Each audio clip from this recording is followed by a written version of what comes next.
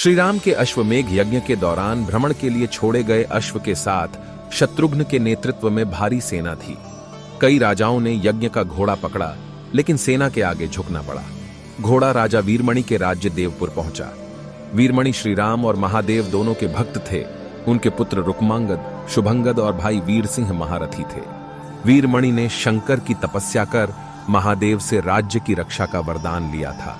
इस कारण देवपुर महाकाल की नगरी भी कही गई। इधर राम का घोड़ा उनके राज्य में पहुंचा तो वीरमणि के बेटे रुक्मांगद ने उसे बंदी बना लिया।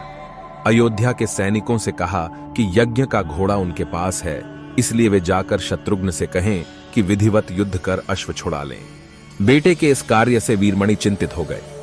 उन्होंने कहा कि श्री राम मित्र हैं, उनसे शत्रुता का औचित्य नहीं है।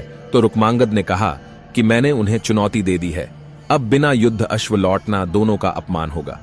इस पर वीरमणि भाई वीर सिंह और दोनों पुत्रों के साथ सेना लेकर युद्ध क्षेत्र में आ गए। इधर शत्रुघ्न पूरी सेना लेकर युद्ध को आ गए। हनुमान ने शत्रुघ्न को बताया कि यह नगरी महाकाल रक्षित है, हमें बातचीत से वीरमणि को समझाना चाहिए, न समझा पाए तो श्रीराम को सूचित करना चाहिए। इस पर शत्रुघ्न ने कहा कि हमारे रहते श्रीराम को युद्ध भूमि में आना पड़े तो अत्यंत लज्जा की बात है। इसके बाद भरत के पुत्र पुष्कल और वीरमणि में भयंकर युद्ध हुआ।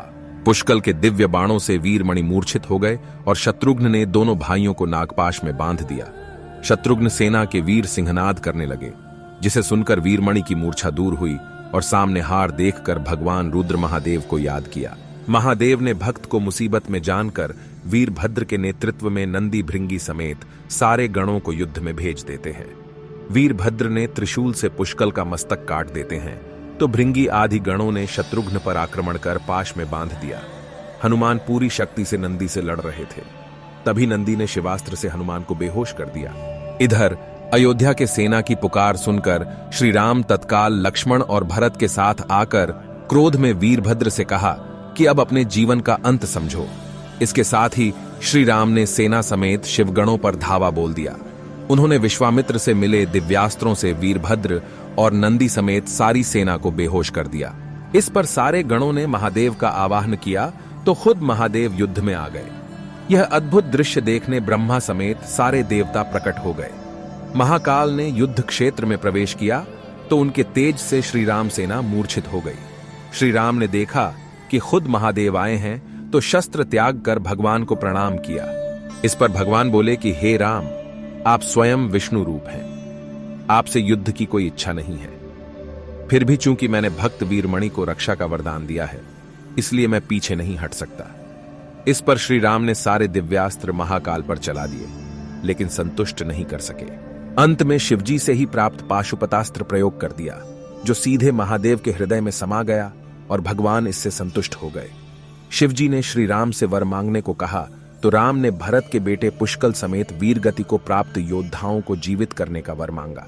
महादेव ने मुस्कुराते हुए तथास्तु कहा और सभी योद्धा दोबारा जीवित हो गए। इसके बाद राजा वीरमणि ने यज्ञ का घोड़ा श्री राम को लौटा दिया और राज्य बेटे रुक्मांगद को देकर खुद शत्रुघ्न के साथ आगे चल दिए। तो दोस्तों, आशा करता हूं आपको हमारा ये वीडियो बहुत ही पसंद आया होगा। कमेंट सेक्शन में जय भोलेनाथ लिखना मत भूलिए और इसी तरीके का वीडियो देखने के लिए हमारे चैनल को लाइक, शेयर एंड सब्सक्राइब जरूर करें।